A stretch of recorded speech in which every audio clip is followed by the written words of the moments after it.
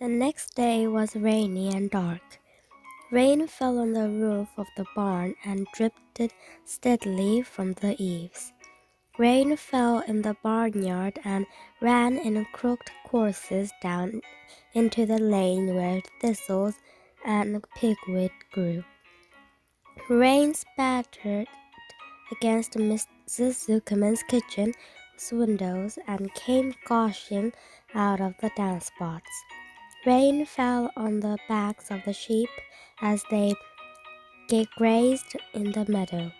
When the sheep tired of standing in the rain, they walked slowly up the lane and into the fold.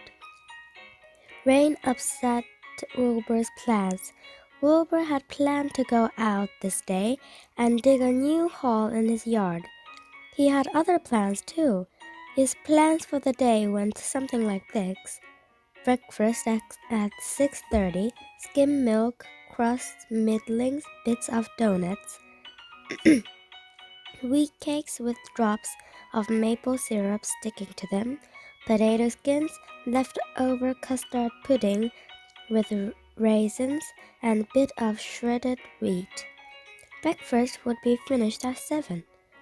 From 7 to 8, Wilbur had planned to have a talk with Templeton, the rat that lived under his straw. Talking with Templeton was not the most interesting occupation in the world, but it was better than nothing. From 8 to 9, Wilbur planned to take a nap outdoors in the sun.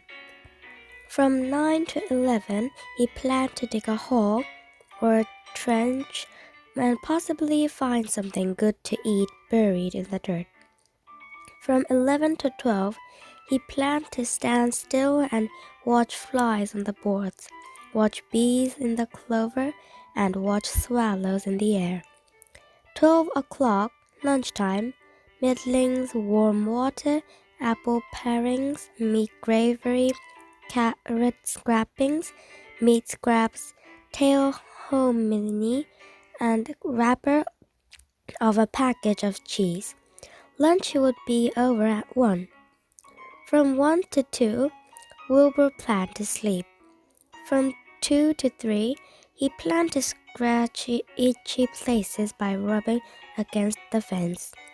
From 3 to 4, he planned to stand perfectly still and think of what it was like to be alive and to wait for Fern.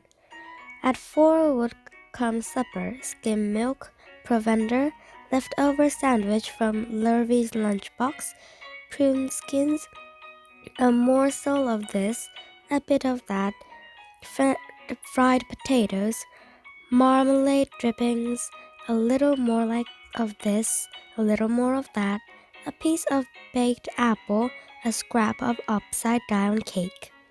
Wilbur had gone to sleep thinking about these plans. He awoke at 6 and saw the rain, and it seemed as though he couldn't bear it.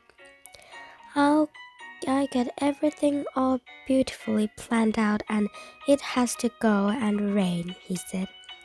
For a while he stood gloomily indoors. Then he walked to the door and looked out. Drops of rain struck his face. His yard was cold and wet. His trough had an inch of rainwater in it.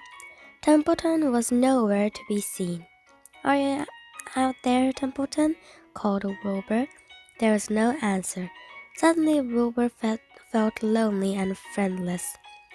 "One day just like another," he groaned.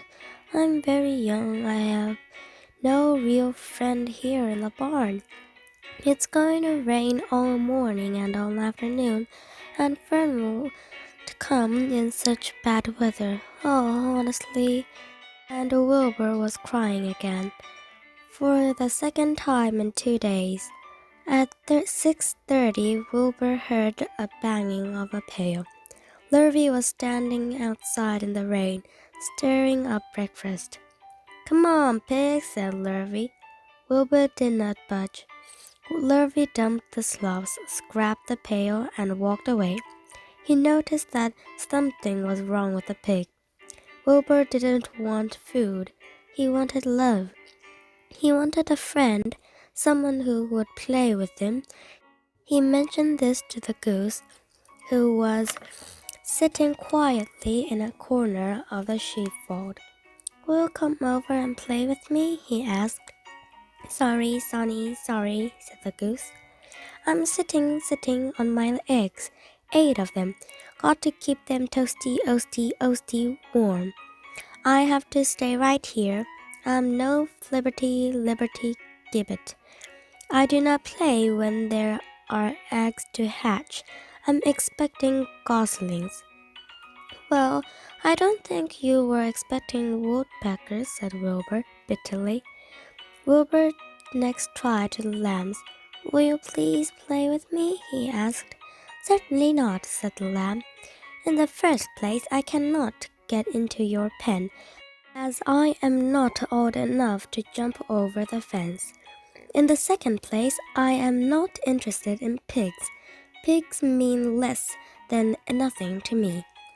What do you mean, less than nothing? Replied Wilbur.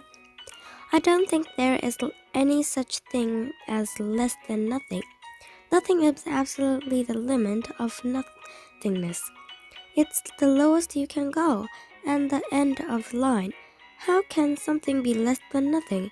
If there were something that was less than nothing, then nothing would not be nothing. It would be something, even though it's just a very little bit of something. But if nothing is nothing, then nothing has nothing that is less than it is. Oh, be quiet, said the lamb. Go play by yourself. I don't want to play with pigs. Sadly, Wilbur lay down and listened to the rain. Soon he saw the rat climbing down a settling board that he used as a stairway. Will you play with me, Templeton? Asked Wilbur. Play, said Templeton, twirling his whiskers. Play? I hardly know the meaning of the word. Well, said Wilbur, it means to have fun, to frolic, to run and skip and make merry. I never do things if I can avoid them, replied the rat sorely. I prefer to spend my time eating, gnawing, spying, and hiding. I am a glutton, but not a merry-maker. Right now I am on my way to your trough to eat your breakfast, since you haven't got sense enough to eat yourself. And Templeton the rat crept stealthily along the wall and disappeared into the private tunnel that he had dug between the door and the trough in Wilbur's yard. Templeton was a crafty rat, and he had things pretty much on his way. The tunnel was an example of his skill and cunning. The tunnel enabled him to get from the barn to his hiding place under the pig trough without coming out into the open. He had tunnels and runways all over Mr. Zuckerman's farm and could get from one place to another without being seen. Usually, he kept during the daytime and was abroad only after dark. Wilbur watched him disappear into his tunnel. In a moment, he saw the rat's sharp nose poke out from underneath the wooden trough.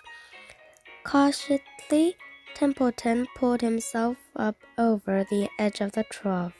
This was almost more than Wilbur could stand. On this dreary, rainy day to see his breakfast being eaten by somebody else. He knew Templeton was getting soaked out there in the pouring rain, but even that didn't comfort him. Friendless, dejected, and hungry, he threw himself down the manure and sobbed. Late that afternoon, Lurvy went to Mr. Zuckerman. I think there's something wrong with the pig of yours. He hasn't touched his food. Give him 2 spoonfuls of sulphur and a little molasses, said Mr. Zuckerman. Wilbur couldn't believe what was happening to him when Lurvy caught him and forced the medicine down his throat. This was certainly the worst day of his life. He didn't know whether he could endure the awful loneliness anymore. Darkness settled over everything. Soon there were only shadows and the noises of the sheep chewing their cuds, and occasionally the rattle of a cow chain up overhead. You can imagine Wilbur's surprise then. Out of the darkness came a small voice he had never heard before. It sounded rather thin but pleasant. "Do you want a friend, Wilbur?" it said. "I'll be a friend to you. I've watched you all day and I like you." "But I can't see you," said Wilbur, jumping to his feet. "Where are you and who are you?" "I'm right up here," said the voice. "Go to sleep. You'll see me in the morning."